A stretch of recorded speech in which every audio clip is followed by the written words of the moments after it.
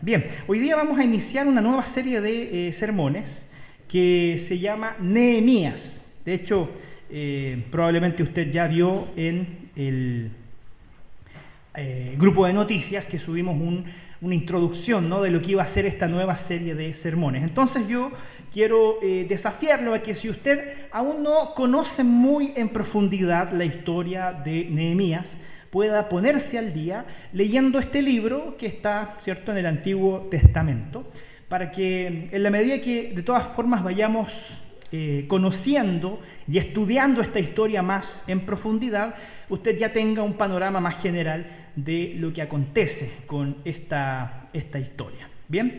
¿Por qué? Porque, bueno, de forma bien práctica, el libro de Nehemías nos relata la historia de la reconstrucción de los muros de Jerusalén. Entonces es natural que tal vez usted hoy día pueda cuestionarse y preguntarse a sí mismo: ¿qué provecho puedo encontrar hoy en una historia que relata la reconstrucción de un muro de una ciudad que ni siquiera conozco hace más de 1000 años atrás? Más de 2500 años atrás. Entonces, acá nosotros, como lo hacemos siempre, procuramos tomar la palabra del Señor, que es inspirada por Dios, para que aquellos principios que fueron anunciados por Dios para su pueblo en aquella época también puedan ser aplicados a nuestra realidad hoy día. Y usted, en la medida que vayamos avanzando, comprobará, tanto como yo me he sorprendido con esto, que aquellos principios que el Señor le reveló a su pueblo hace 2500 años atrás siguen estando muy presentes y vigentes en nuestra espiritualidad moderna. Así que espero que usted realmente sea una persona bendecida a través de esta nueva serie. Y hoy día vamos a comenzar, y voy a cerrar esto para poder ver la pantalla, con el tema de reconstruyendo una ciudad. Hoy día quiero presentarles un sermón introductorio que nos va a permitir posicionarnos históricamente en lo que acontecía en aquella época, para que en función de eso podamos ir avanzando con algunos principios.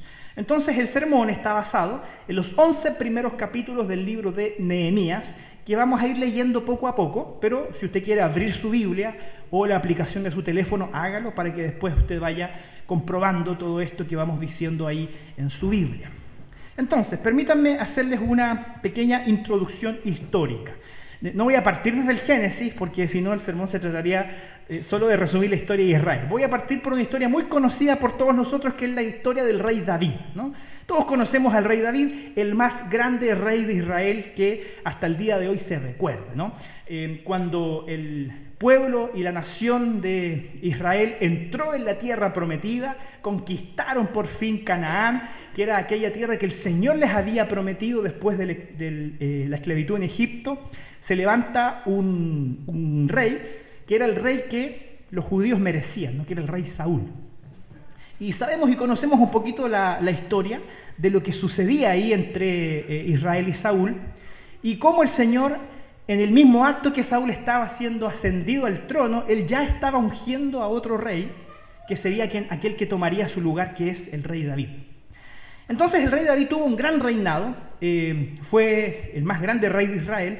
Nunca Israel había tenido una expresión geográfica y en dominio y poderío y también en riqueza como hasta la etapa del rey David. De hecho, después del rey David, el pueblo siempre anhelaba volver a ser tan prósperos como lo habían sido cuando el rey David gobernaba Israel.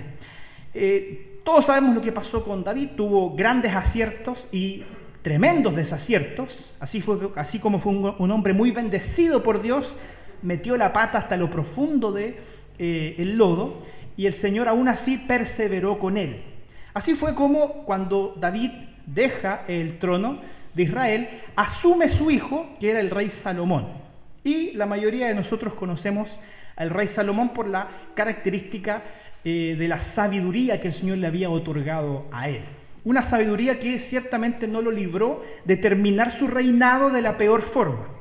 Él entregó su corazón a otros dioses, construyó templos a otros dioses, y debido a las múltiples esposas que él tenía, como quería satisfacerlas y congraciarse con todas ellas, entonces él entregó la adoración de Israel a los dioses también de sus esposas. Y así fue como el Señor envió juicios sobre la nación de Israel, y sucedió que el reino de Israel se dividió en dos, se partió, hubo una gran guerra civil internamente, y surgieron dos reinos. El reino de Israel, que era el reino del norte, que aglomeraba 10 tribus de Israel. ¿Sí? Ustedes saben que Israel estaba compuesta de 12 tribus.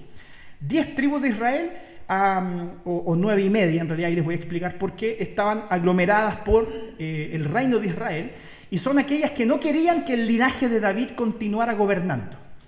Ellos no querían por ningún motivo que el linaje de David continuara reinando sobre la nación de Israel, así que como quien es dueño de la pelota y la toma cuando no le gusta el resultado del partido, se llevaron la tierra que ellos poseían y se separaron de la tribu de Judá, que era la tribu que gobernaba sobre Israel. Entonces así también este reino se parte en dos y queda el reino de Israel al norte y el reino de Judá al sur. En el reino de Judá habían solo 3 tribus, o 2 y media. Estaba la tribu de Judá, que había adoptado a la tribu de Benjamín. Esto era porque, como Saúl era de la tribu de Benjamín, lo que tuvieron que hacer los hijos de Judá era eliminar a todos aquellos que pudieran reclamar el derecho de sucesión de Saúl. Entonces la tribu de Benjamín se vio muy, muy disminuida, así que prácticamente con el rey David ellos pasaron a ser como un apéndice de la tribu de Judá. Y me refiero a 2 tribus y media y 9 tribus y media porque entre medio de las tribus de Israel vivían los levitas. Y los levitas no tenían tierra, ellos vivían entre el pueblo porque ministraban y servían a sus hermanos respecto de la adoración al Señor. Entonces el reino de Israel tenía sus propios levitas, el reino de Judá tenía sus propios levitas. Y así ellos comenzaron una historia paralela en donde había un denominador común. Todos los reyes de ambos reinos hicieron lo malo delante de los ojos del Señor. Todos, con algunas excepciones.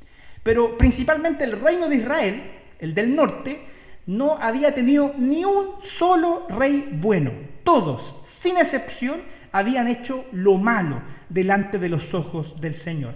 Esa es la razón por la cual el reino de Israel fue consumido por una invasión de un pueblo perverso como era la nación asiria.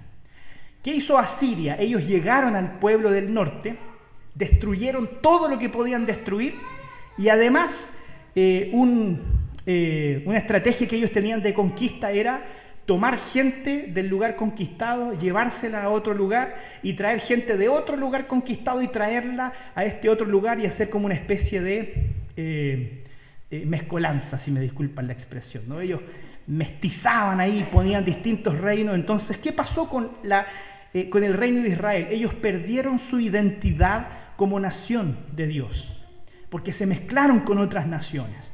Usted podrá recordar que en los evangelios existía una gran pugna entre los judíos y los samaritanos.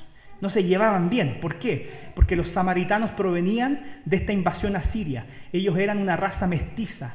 Por lo tanto, los judíos, es decir, los que eran herederos de la tribu de Judá, no se llevaban bien con los samaritanos porque ellos decían, ustedes son sangre sucia. ¿Sí? Los que leyeron Harry Potter me entenderán. Entonces ellos no se llevaban con ellos porque el linaje había sido mezclado con otras sangres y otras tradiciones y cosas así.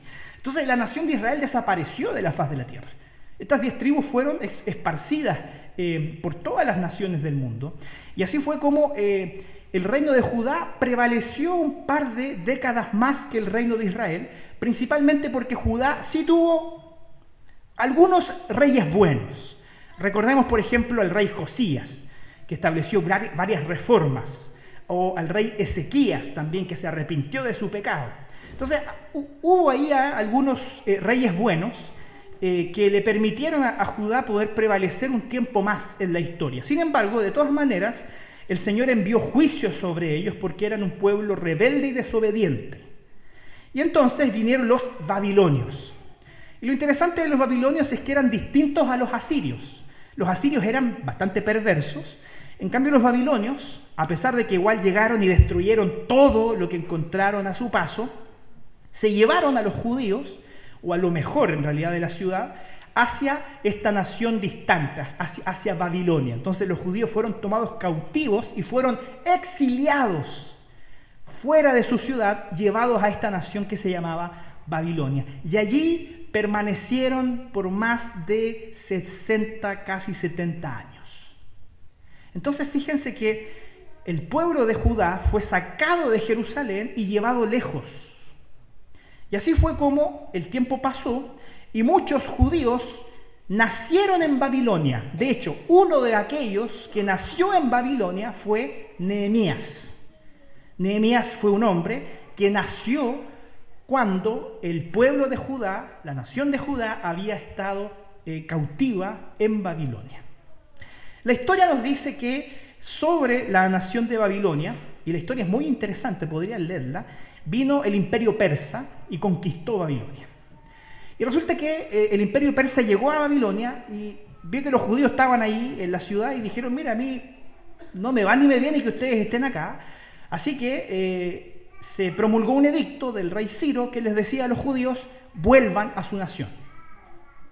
Y así fue como comenzaron a retornar a Jerusalén, con el permiso del rey Ciro, que les autorizó a regresar. Así fue como, en primer lugar, regresaron un gran grupo de judíos, liderados principalmente por dos personajes, por Zorobabel y por Josué.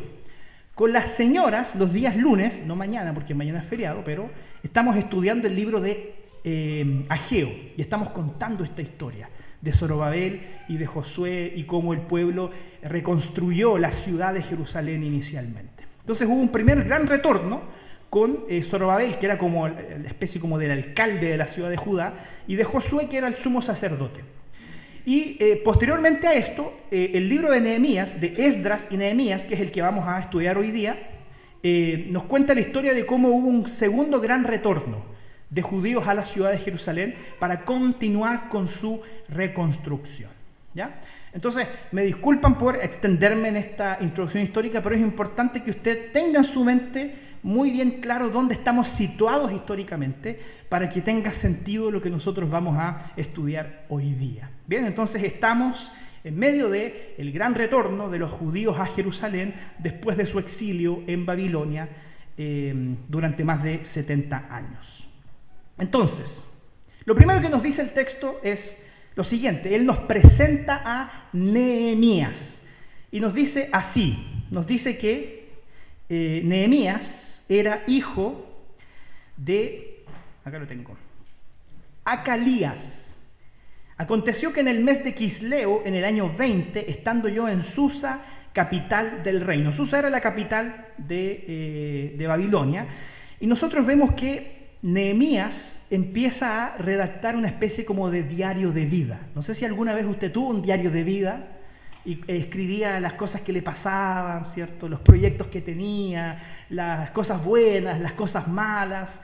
El libro de Nehemías, véalo usted como una especie de diario de vida de Nehemías. Entonces nos vamos a meter ahí en la mente de un hombre que tenía muchas luchas internas.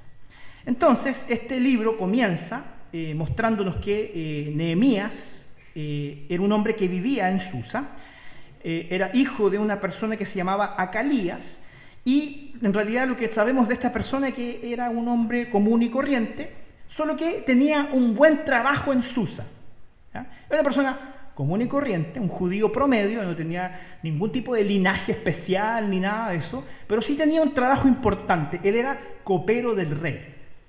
Y ser copero del rey en aquel momento era un puesto de altísima importancia, porque tú contabas con toda la confianza del rey.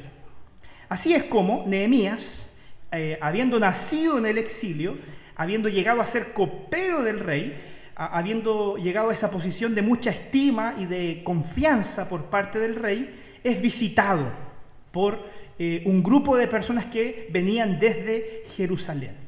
Pero quiero detenerme primeramente entonces en esta primera figura para hacer una primera aplicación muy interesante.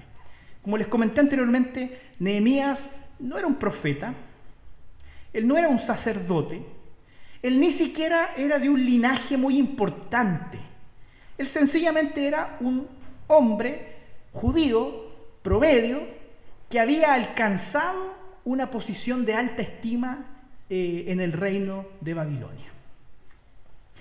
Y esto me hace recordar cómo muchos de nosotros, siendo personas comunes y corrientes, muchas veces desestimamos lo que el Señor puede obrar a través de nosotros, porque no confiamos o no creemos que los talentos, que las habilidades y que los dones que el Señor ha puesto en nuestra vida puedan realmente marcar la diferencia en el proyecto y en la historia de redención, en el proyecto de Dios para su reino. Y es muy importante que entonces usted se identifique con Nehemías, tanto tal vez como el Señor me ha invitado a mí a identificarme con Nehemías, por ser un hombre común y corriente, que tenía sus fortalezas y que tenía sus debilidades, que tenía altas capacidades para ciertas cosas, pero tal vez era débil en otras, tal cual usted o yo lo podemos ser. El Señor nos ha creado como hombres y mujeres comunes, corrientes, pero que te ha dotado de talentos, de habilidades, de dones que tú no estás autorizado a despreciar en el proyecto de la construcción del reino de los cielos en donde quiera que nosotros estemos. Porque el Señor puede tomar lo débil del mundo para avergonzar a lo fuerte, dice la Biblia. El Señor puede tomarte a ti, un hombre, una mujer común y corriente, que tal vez no tiene una gran historia, que tal vez ni siquiera tiene un currículum muy destacado, pero el Señor puede hacer la diferencia en ti, tal cual nosotros vemos que lo hizo con Nehemías. Por lo tanto, no podemos nosotros despreciar el valor que el Señor le da a cada uno de sus hijos para ponerlo en el lugar correcto, para participar de la obra del Señor. Tú has sido convocado, tanto como Nehemías, a participar de la obra del Señor. Y no puedes despreciar los dones y talentos que el Señor te ha dado, porque eso sería una afrenta y una ofensa delante de aquel que te creó y que te puso en este lugar para que tú pudieras servir y trabajar para el reino de los cielos. Y con eso no significa que todos los que estamos aquí vamos a tener que ser pastores, o vamos a tener que ser presbíteros, o vamos a llegar a ser diáconos, o vamos a llegar a ser grandes líderes. No se trata de eso. Se trata de servir donde el Señor nos ha puesto. Nehemías ni era profeta, ni era sacerdote, y aún así, con los dones y talentos que probablemente tenía muchos y muy buenos, sirvió al Señor y marcó la diferencia. Entonces la pregunta para ti hoy día es, ¿cómo tú vas a marcar la diferencia en el contexto en el cual te encuentras con los dones que el Señor te ha entregado? Tenemos que identificarnos con Nehemías. Yo quiero que te identifiques con Nehemías hoy día, que salgas de aquí pensando que el Señor puede hacer de ti un Nehemías contemporáneo para hacer la diferencia en tu vida. Dicho eso, vemos nosotros en segundo lugar que Jerusalén estaba destruida. Dice el texto que Nehemías recibe a uno de sus hermanos. Uno de sus hermanos se llamaba Hanani y vino con otros varones de Judá. Y entonces dice Nehemías que les preguntó por los judíos que habían escapado, con aquellos que se habían ido con Zorobabel, con aquellos que se habían ido con Josué, sumo sacerdote. Y que habían incluso los que habían quedado del cautiverio, ¿cierto? ¿Cómo están aquellos que no fueron exiliados, sino que se quedaron ahí viviendo en la ciudad destruida? Y le dijeron lo siguiente: el remanente, los que quedaron de la cautividad allí en la provincia, están en gran mal y afrenta. El muro de Jerusalén está derribado y sus puertas quemadas a fuego. Nehemías nos dice que Hanani, su hermano, con otros judíos, les dicen que la ciudad no está en buenas condiciones, que la ciudad está destruida físicamente, sus muros derribados, sus puertas quemadas por fuego, no la están pasando bien. Es altamente probable que haya sido una ciudad en donde existía también mucha pobreza y miseria. Y aún más, el detalle de los muros no es menor, porque como Jerusalén era una ciudad antigua, los muros eran sumamente importantes, porque una ciudad que no estuviera amurallada era un blanco fácil para ser atacada y conquistada. Y es por eso que muy difícilmente una ciudad podía prosperar sin tener muros fortificados. Por lo tanto, vemos a nosotros a Jerusalén, la ciudad de Dios en la tierra, expuesta a un clima de gran violencia, los muros derribados, como un símbolo de una ciudad que estaba desprotegida. La fortaleza de la ciudad estaba en el suelo. Jerusalén estaba pasando por momentos de gran afrenta, siendo una ciudad indefensa, en miseria y sin futuro. ¿Cuántas veces nosotros, hermanos, podemos también percibir que a nuestro alrededor existen situaciones en nuestra ciudad que pueden incluso ser muy semejantes a las que nosotros vemos en el libro de Nehemías? Porque ¿cuántas son las ciudades hoy que siguen siendo tomadas por la violencia, por la inseguridad, por la corrupción, por la miseria y por la pobreza? Es muy interesante, queridos hermanos, que ustedes pongan esto en su mente. Cuando Dios crea todas las cosas, Él planta un jardín. La historia comienza, digámoslo así, en lo rural. La historia de la redención comienza en lo rural, porque el Señor lo que hace es poner al hombre en un jardín a sembrar la tierra, a cosechar la tierra y a vivir de la tierra. Pero si nosotros vamos del Génesis y nos vamos a los últimos 2 capítulos de Apocalipsis, si bien la historia empieza en un jardín, empieza en lo rural, ¿sabe dónde termina? En la Nueva Jerusalén. La visión de Dios de la consumación de los tiempos es una visión sumamente citadina. Es decir, vemos que la historia de la redención transita desde lo rural hacia la ciudad. Y por lo tanto vemos que en la Biblia la ciudad es un lugar muy importante donde el Señor quiere expresar y expandir el reino de los cielos. Entonces, tanto como vemos a Jerusalén destruida porque sus muros estaban derribados y porque los flagelos sociales que vivían estaban amargando el corazón de los judíos, en la misma medida hoy día nosotros vemos como nuestras ciudades modernas están derribadas. Tal vez no porque sus muros fortificados están en el suelo, sino porque la ética y la moral de las personas está derribada.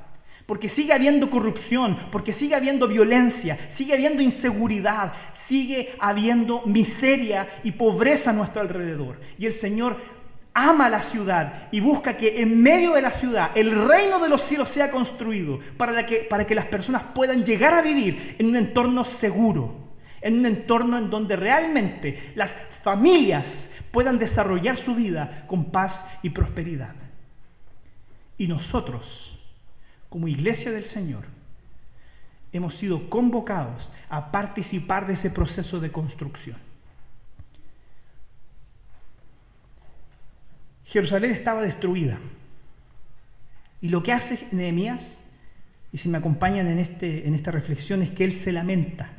Lo primero que hace es que él se lamenta y dice: cuando oí estas palabras me senté y lloré e hice duelo por algunos días. Ayuné y oré delante del Dios de los cielos. Nehemías constata que la ciudad de Jerusalén estaba en gran afrenta. Sus muros derribados, sus puertas consumidas por el fuego. La situación de la ciudad era deplorable. Y él responde a esta noticia llorando, haciendo duelo, ayunando delante del Señor de los cielos. Entonces, yo me puse a pensar en esto porque no es menor. ¿Cuánto tiempo llevaba la ciudad de Jerusalén destruida cuando Nehemías escuchó cómo estaba la ciudad? ¿Había pasado esto el año anterior? No. La ciudad había sido destruida hace décadas, hace más de 70 años que Babilonia había derribado los muros de Jerusalén. Entonces yo me pregunté, ¿por qué Nehemías se demoró tanto tiempo en llorar por la ciudad de Jerusalén? A él no le contaron nada nuevo. Se nos dice que en el mes de Kisleu, que es el mes 9 del calendario judío, más o menos noviembre en nuestro propio calendario, en el año 20 del rey Artajerjes, más o menos entonces estamos hablando del año 445, 450 antes de Cristo. Y la invasión había pasado hace muchas décadas antes. Nehemías entonces escucha esta noticia de Hanani y él rompe el llanto.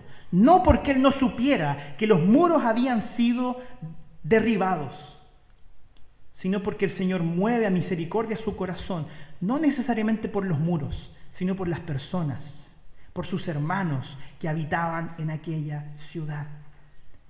Décadas habían pasado desde que los muros habían sido derribados, pero Nehemías recibe esta noticia ahora con una nueva perspectiva. Él llora no por los ladrillos en el suelo. Nehemías no llora porque las puertas de madera que habían sido confeccionadas de forma artesanal en Jerusalén estaban derribadas y consumidas por el fuego. Nehemías no llora porque los muros necesariamente estuvieran destruidos. Él llora por su pueblo. Él llora porque su nación estaba dispersa. Él llora porque la casa del Señor estaba destruida. Lo que nosotros vemos en Nehemías es lo mismo que nosotros vemos en Jesús en el capítulo 19 de Lucas. En ese capítulo, usted lo puede después revisar en su casa, vemos que Jesús llora por Jerusalén. Y cuando Jesús llora por Jerusalén, el templo estaba construido. Las murallas estaban levantadas, pero él aún así llora por la ciudad de Jerusalén, porque ve que el pueblo estaba disperso. Él llora no por la ciudad en sí misma, no por el valor que tienen los ladrillos con los que fueron levantadas las murallas. Él llora porque las personas estaban destruidas, porque sus corazones estaban abatidos, porque su espiritualidad estaba en el suelo. Tanto Nehemías como Jesucristo lloran por sus hermanos, porque ellos estaban ciegos espiritualmente. ¿Sabe lo que me hace pensar esto? Que lamentablemente nosotros tenemos un problema. Nos acostumbramos a ver tanto tiempo las cosas de una manera que nos olvidamos de pensar en cómo realmente deberían estar. Y yo quiero aplicar esto en 3 niveles. El primer nivel tiene que ver con nuestra espiritualidad. ¿Por qué? Porque a veces, tal cual pasó con la ciudad de Jerusalén, pasa tanto tiempo en que los muros están derribados que ya nos acostumbramos y pasa a ser algo normal que eso sea así. Y no nos lamentamos ni lloramos por esa situación. Entonces, pensando en esto, me di cuenta de que muchas veces en nuestra vida espiritual los muros están derribados y no hacemos absolutamente nada por remediar eso porque nos acostumbramos a ver las cosas de esa manera. Y pasa en nuestra vida, en nuestra relación con el Señor. No somos capaces de reconocer nuestra bancarrota espiritual. Somos poco sensibles a reconocer nuestros problemas. Porque tal vez hoy día mismo, entre los que estamos aquí, o entre aquellos que nos están siguiendo por aquella transmisión y esa cámara, existen personas que tal vez han dejado de adorar al Señor, que se acostumbraron a vivir su vida sin buscar al Señor diariamente. Tal vez hay entre nosotros personas que ya se acostumbraron a no leer sus Biblias diariamente.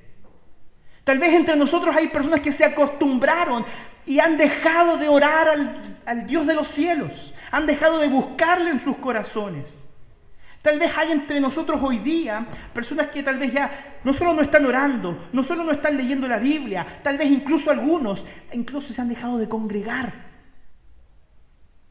Porque sus circunstancias en la vida los empujaron tal vez a eso circunstancialmente, pero se acostumbraron a eso. Y hoy día no hacen absolutamente nada por remediarlo.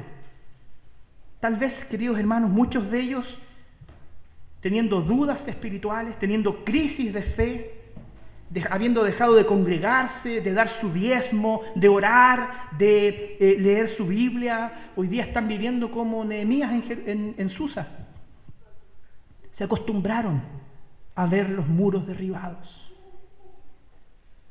Pero ¿sabe lo que vemos nosotros aquí en este texto? Nehemías llora y hace lamento y ayuna por su ciudad porque él se da cuenta, esto no debería ser así. Esto no debería ser así. La ciudad no debería estar derribada. Y de la misma forma, queridos hermanos, nuestra vida no debería ser así tal vez como está hoy. Porque espiritualmente hablando, tal vez tus muros están derribados, tus defensas están en el suelo. Y déjame decirte que en esa condición, tú hoy día eres un blanco fácil para sucumbir delante de las tentaciones del enemigo que quiere destruirte con dardos de fuego, dice la palabra. Si nos acostumbramos a tener nuestras defensas espirituales en el suelo, somos presa fácil del enemigo. Somos presa fácil de nuestro propio pecado y vamos a tropezar y vamos a vivir en miseria porque somos incapaces de reconocer que nuestra vida no debería estar derribada. Entonces hoy día es un buen día para que reconozcamos dónde nuestros muros están en el suelo, dónde hemos dejado de servir al Señor, dónde hemos dejado que nuestro propio pecado o que el enemigo derribe nuestros muros y nos hemos acostumbrado. Tal vez esta situación se ha prolongado durante mucho tiempo. Tal vez tu vida espiritual está mal desde hace 1 año, hace 2 años, hace 5 años. Y hoy día nos acostumbramos a ver nuestra vida espiritual así. Y el Señor hoy día te dice, no debería ser así. No deberías estar en esta situación. Y hay que hacer algo al respecto. Hoy día puede ser el día en que, como punto de inflexión, tú reconozcas la necesidad de reconstruir tu espiritualidad. Y de hacer algo para no ser presa fácil de tu pecado ni del enemigo. Pero eso no solo pasa en nuestra propia vida espiritual. Fíjense que también nos pasa como iglesia. Porque también como iglesia nos acostumbramos a ver la iglesia como está y no reflexionamos respecto de cómo debería estar. Nos acostumbramos a vivir la iglesia de la forma en la que la vivimos y no reflexionamos acerca de cómo ella debería estar, cómo el Señor quiere que su iglesia brille. Fíjense que las iglesias, y hay algunas de ellas, que podrían estar muriéndose sin darse cuenta. Muchas iglesias hoy día apenas se pueden mantener funcionando y mucho menos contribuir a la construcción del reino de Dios. Y eso solamente es consecuencia de nuestra propia indiferencia, de la manifestación comunitaria de nuestra bancarrota espiritual.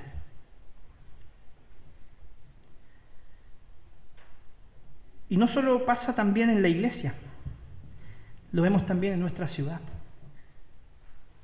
No sé si se ha dado cuenta, pero miramos a nuestra ciudad, miramos a nuestro entorno, miramos a nuestra nación y ya como que nos acostumbramos a que las cosas sean así. Nos acostumbramos a ver este clima de violencia, de odio, de discriminación. Nos acostumbramos a ver a nuestro entorno este clima de inseguridad. Y pareciera ser que hay que acostumbrarse a vivir así. Y pareciera ser que lo mejor tal vez es asumir esta nueva realidad y adaptarse a ella. Que fue exactamente lo que hicieron los judíos en aquella época. Vieron que sus muros estaban derribados, que su ciudad estaba en la miseria, y lo que hicieron fue adaptarse a ello. Aprendamos a vivir así. Pero no es el proyecto de Dios para la ciudad. El Señor llamó a su pueblo y llama a esta iglesia a ser un elemento de construcción de una ciudad que pueda glorificar al Señor. Es nuestra responsabilidad poder identificar en nuestro entorno elementos en los que podamos servir a nuestro prójimo para llevar la paz y la prosperidad que solo Cristo sabe dar a aquellas personas que hoy día están sufriendo. No podemos sencillamente acostumbrarnos a ver la pobreza y la miseria en nuestro alrededor sin que nuestro corazón no sea consumido por un lamento delante del Señor, porque no debería ser así. No podemos sencillamente hacer vista gorda a la violencia, a cómo los jóvenes hoy día y los niños están siendo abandonados en sus familias y no hacer nada al respecto. Deberíamos estar llorando por las cosas que hoy día pasan en nuestro país y en nuestra ciudad. Y deberíamos estar pensando en qué haremos como iglesia para aportar y llevar la paz del Evangelio a ese lugar.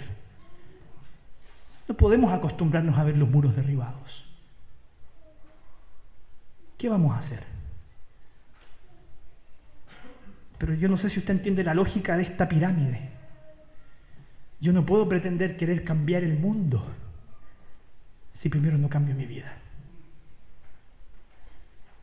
No tiene ningún valor querer soñar con resolver todos los problemas sociales de nuestro país si primero no estoy dispuesto a hacerme cargo de mis problemas en mi propia casa. Por eso, este lamento comienza con reconocer nuestra bancarrota espiritual. Comienza con reconocer también de que a veces como iglesia perdemos el foco y nos concentramos en cosas que tal vez, no siendo desechables, son poco importantes. Porque de esa forma podremos servir a nuestra ciudad relevantemente. Entonces, Nehemías nos invita a reflexionar respecto de nuestra condición espiritual, nos invita a hacer un diagnóstico de que las cosas no deberían ser como actualmente son. ¿Qué vamos a hacer entonces? Y aquí es donde comienza algo fantástico que Nehemías nos enseña y que tiene múltiples aplicaciones. Fíjense que en primer lugar nosotros vemos que Nehemías busca al Señor. Antes de nada, antes de hacer nada, antes de ir al rey a pedirle permiso para viajar a Jerusalén, antes de ir delante del rey a pedirle plata, porque construir un muro no es gratis, él va y corre a la presencia del Señor. Y yo quiero que tú aprendas, como yo también tuve que aprender, a cómo orar. Que oremos como Nehemías oró. ¿Y saben lo primero que Nehemías hace? Él adora al Señor.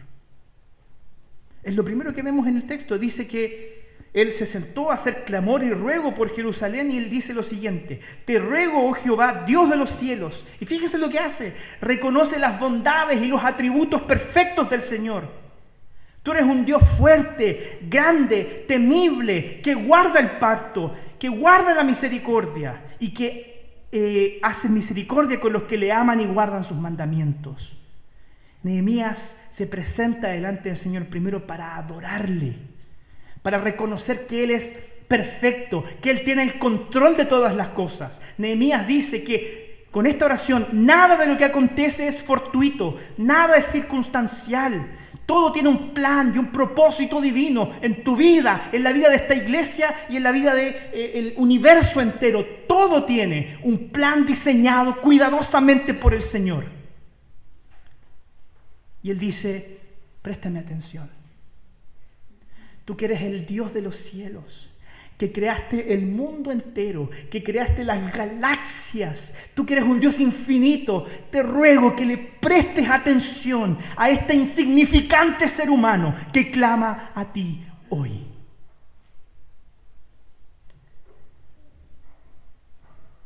Día y noche oraba Nehemías. Día y noche. ¿Saben por qué? Porque no hay nada mágico en esto. Si la Biblia nos enseña algo importante en la vida espiritual, es la perseverancia. Nada es mágico. Nada ocurre de un día para otro.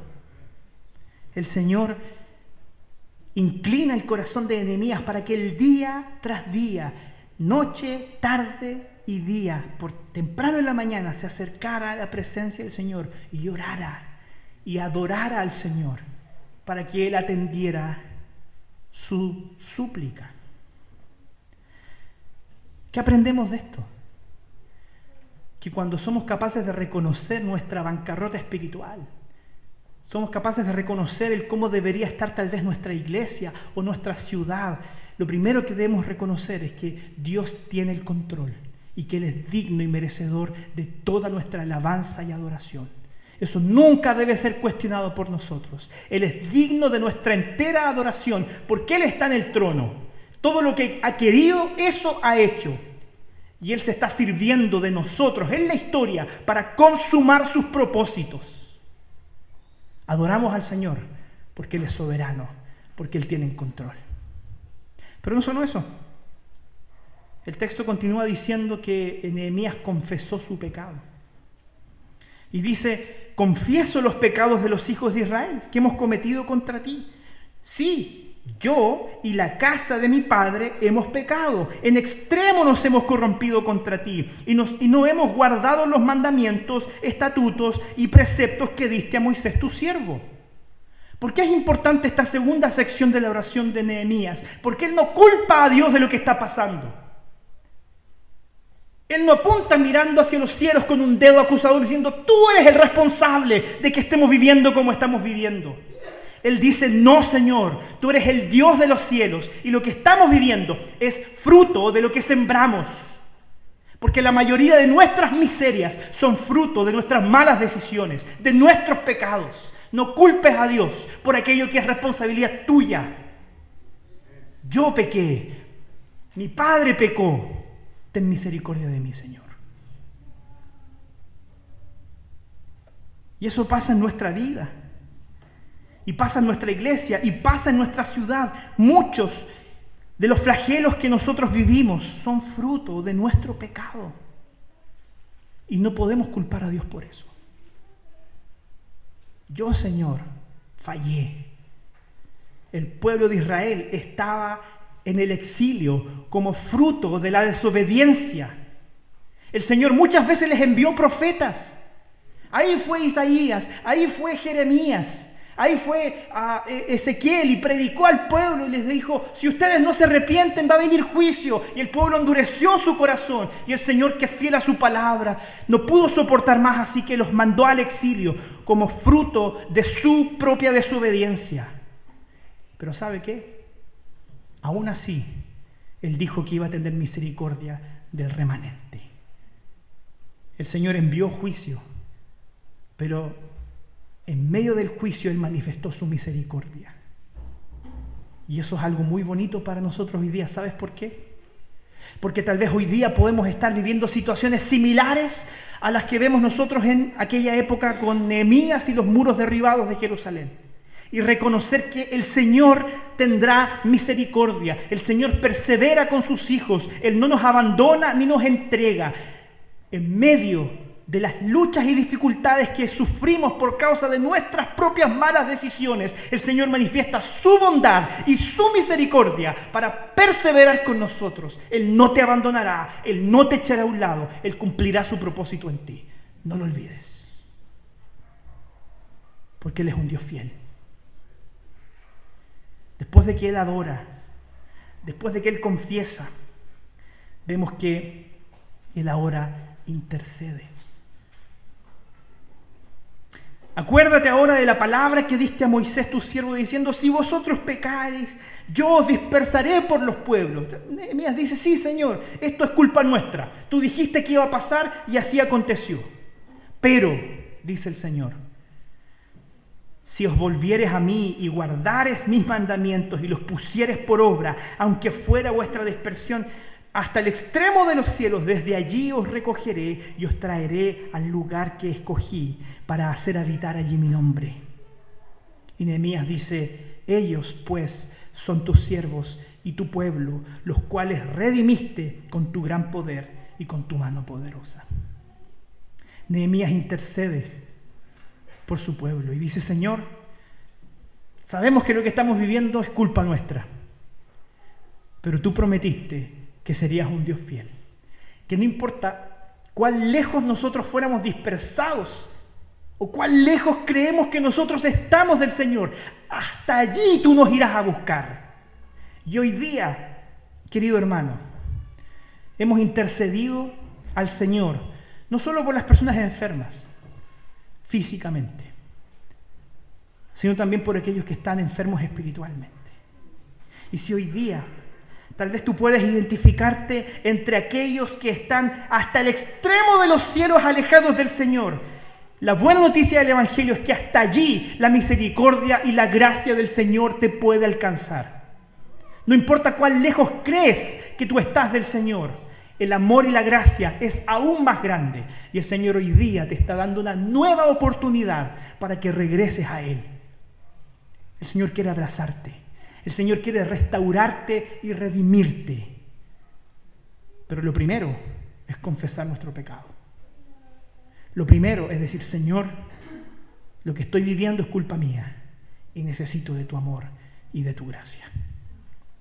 Eso pidió Nehemías para su pueblo, que el Señor los fuera a buscar. Y terminó llamándose a sí mismo a la acción. Y con esto ya quiero empezar a terminar. El texto dice: te ruego, oh Jehová, esté ahora atento tu oído a la oración de tu siervo y a la oración de tus siervos, quienes desean reverenciar tu nombre.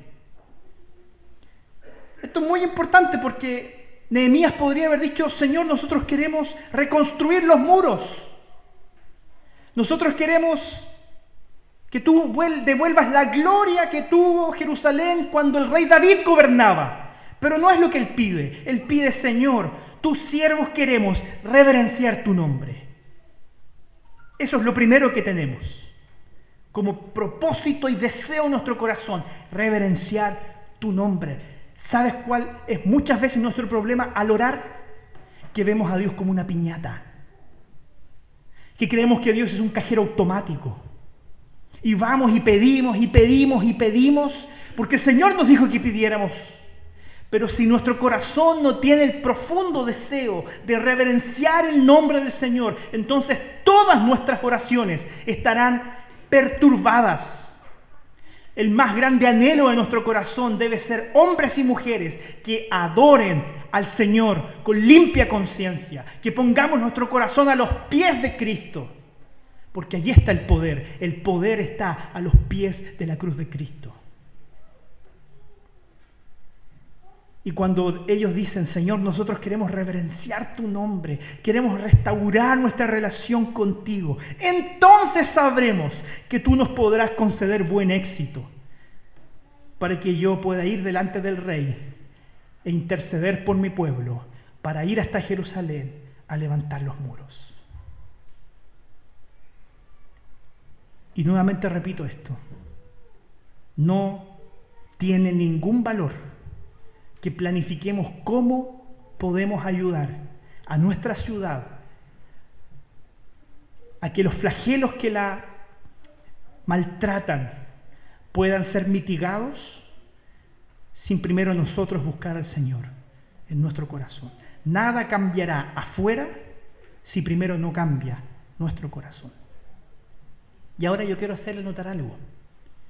Fíjese en el orden de la oración: adoración, confesión, intercesión y acción. ¿Dónde usted ha visto este orden? Por eso, nuestra liturgia tiene esa estructura.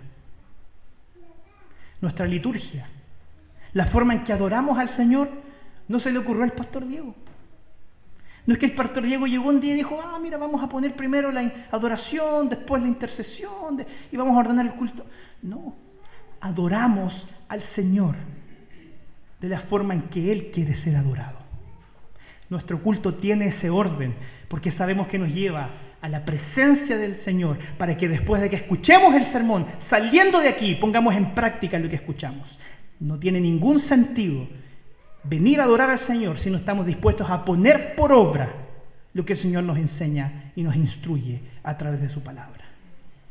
Por eso el diácono Ignacio decía: este es el corazón de la liturgia, es la parte más importante. Y no es que lo demás no sea importante, pero este es el clímax. Aquí es donde usted y yo somos convocados y llamados a la acción, a reconocer nuestro pecado, a reconocer nuestra bancarrota. Y no solo la nuestra, sino que la que hay también en nuestra iglesia y en nuestra ciudad, para que seamos conmovidos a un cambio. Y ese cambio se produce primeramente cuando buscamos al Señor y le adoramos como Él quiere ser adorado. Le dejo con 3 cosas para pensar y practicar. La primera de ellas es que la reconstrucción comienza con un diagnóstico de realidad. Entonces la pregunta para usted hoy día es: ¿cuáles áreas en tu vida están derribadas? Hoy día quiero invitarte a que hagas esa profunda reflexión. ¿Qué hoy día está en mi vida en el suelo? Y que puedas ponerlo delante del Señor. No te acostumbres a ver tu vida así, porque tu vida no debería estar en el suelo. Haz un diagnóstico de la realidad que estás viviendo. ¿Por qué? Porque si queremos reconstruir, no solo debemos hacer un diagnóstico de la realidad, sino que debemos acudir al Señor en oración y ruego, como lo hizo Nehemías. Es decir, Señor, sé lo que estoy viviendo, sé que no está bien, quiero que las cosas mejoren, pero para que las cosas mejoren, eres tú quien debe completar la obra en mí. Es el Señor quien nos dirige para que aquellas cosas que deben mejorar en nuestra vida puedan llegar a buen éxito. Busca al Señor. Y de hecho por eso te proponemos cada domingo congregarte para adorar al Señor como Él quiere ser adorado, para que de esa forma tengas un canal para conectarte con Dios y restaurar tu vida espiritual.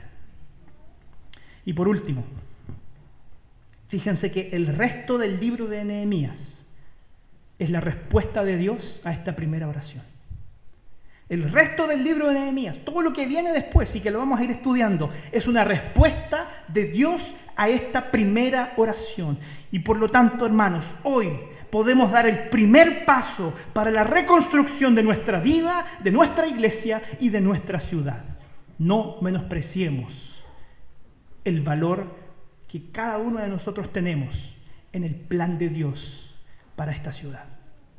Que el Señor te bendiga, que el Señor te anime y te desafío a que en los próximos domingos podamos vestirnos de Nehemías, imitar su ejemplo, porque como vamos a ver más adelante, Nehemías era un tipo de Cristo, para que de esa forma encontremos soluciones a nuestros problemas y a los problemas que nos rodean.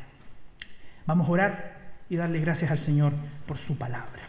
Querido Señor, gracias te doy por este tiempo que nos has regalado para que meditando en tu palabra podamos ser alimentados a través de ella, desafiados, Señor, en aquellas áreas en las que tú, Señor, que nos conoces muy bien, sabes que necesitamos ser restaurados, Señor. Hay muros derribados en nuestra vida, Señor, de diferente índole, en diferentes áreas de nuestra vida, Señor. Y hoy día, como primer acto de fe, Señor, queremos reconocer nuestra bancarrota espiritual.